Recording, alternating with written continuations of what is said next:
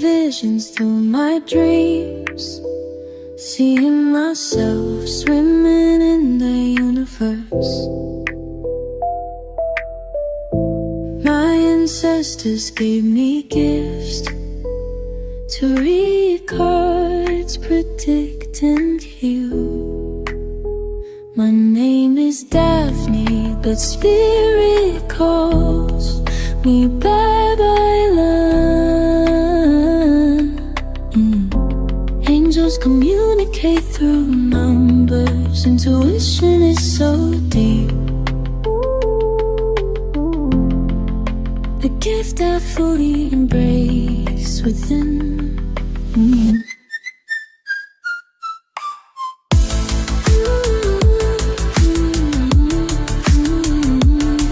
Hi everyone! Welcome po sa inyong almost personal reading. So let's check kung ano po yung mga mangyayari sa paligid. I want you to know that this is a general reading. So you may resonate po sa buong reading na ito or baka konti lang. Take what's only yours. I also want you to know that this is a timeless reading. So believe in the divine timing. Kung kailan nyo po ito nakita, that's the sign na yun kailan nyo dapat ito marinig. There you go. So, it doesn't matter kung kakapost lang nito kahapon, kanina, or nung isang taon pa. Yun po ang reason ng divine timing. So, let's start with the reading. The Death card. Followed by the World card. And the Nine of Pentacles. So, mag-backtrack muna tayo. I feel like etong pagsasama ninyo, no? Syempre, lahat ng pagsasama, kapag nag-umpisa, maayos. Dumating sa pagkakataon na it felt like naging madamot, no? Si person sa kanyang time, energy, efforts, pagmamahal, nagkaroon ng separation. So, with that being said, nagkaroon talaga ng physical or energetic separation.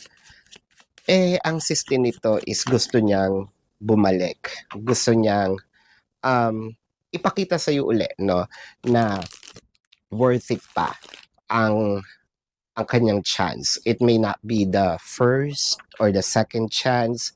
It may be several chances na rin, no?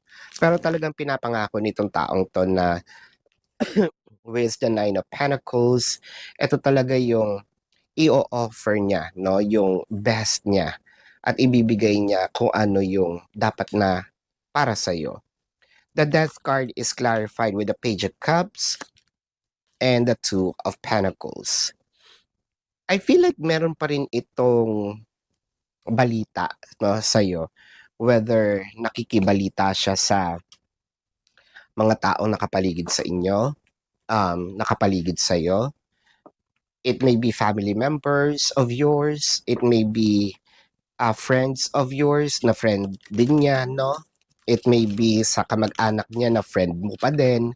So, ang nakikita natin dito, meron pa siyang idea, information kung ano yung mga nangyayari sa'yo. Hindi niya ngayon alam kung magre-reach out na ba siya. Kasi parang ang balita yata sa kanya meron ka pang pain, no? Or meron ka pang pait doon sa naranasan mo sa kanya.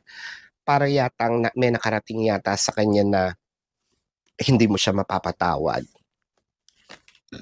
With the Six of Pentacles and the Crown of Cups.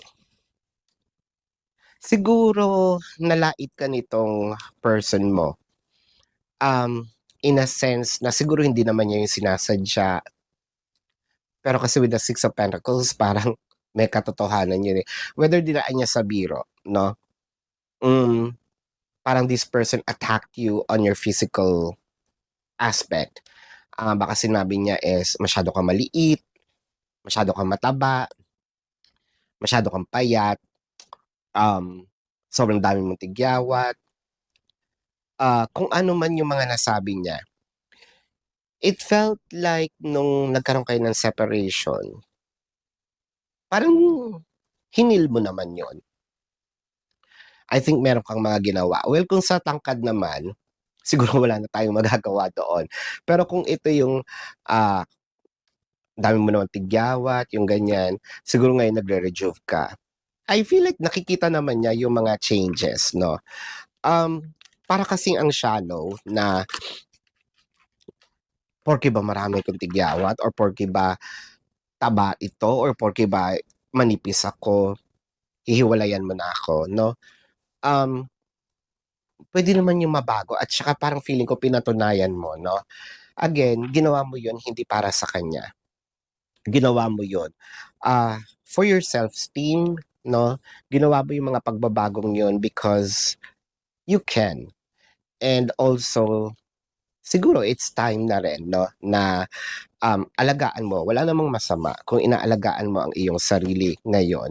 The Ten of Wands, patay ka dyan. The Crown of Swords and the Two of Swords. So, totoo nga, may inis, may galit, may gigil. Parang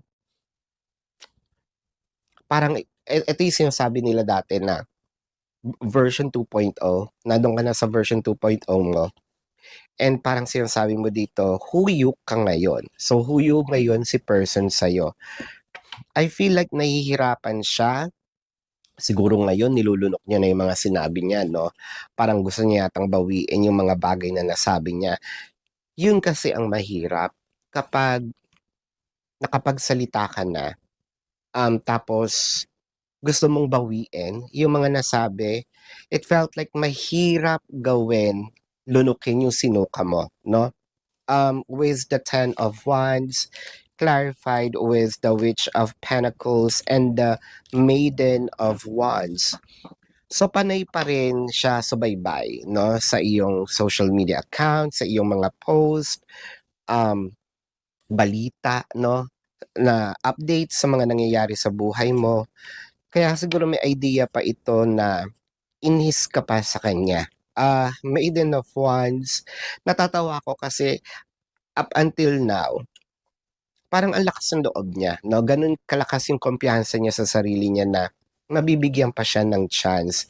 Doon ako natutuwa kasi full of, hindi hope full of themselves pa din siya. Baka pakiwari nito talagang patay na patay ka sa kanya, no? Baka pakiwari nito talagang meron pa siyang chance. Well, it's up to you kung bibigyan mo naman siya ng chance. Wala naman tayong problema doon. Pero sa ngayon, with the Three of Wands and the Two of Cups, parang sinasabi mo dito, mahal ko yung sarili ko. The Three of Wands, mas nag-aantay ako ng taong bago na mamahalin ako through my ups and downs, through my beauty and ugly, no? Yung mahal ako with all my flaws, no? The good, the bad, and the ugly. Hindi yung nakikita lang yung kagandahan, no?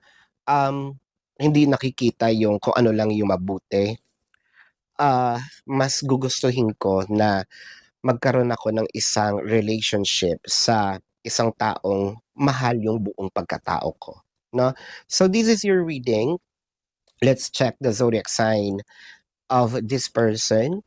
Pero bago yan, I want you to know na kung kayo nakaka-resonate, let me know sa comment section.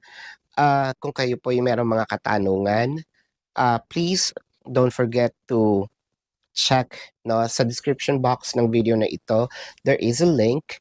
Click the link, you will be routed to my website. Nandun po yung name, number, QR code, amount per question.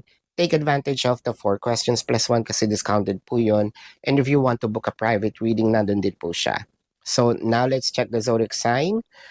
This can be their sun sign or a placement in their chart, or pwede naman din talagang lumabas ang zodiac sign mo.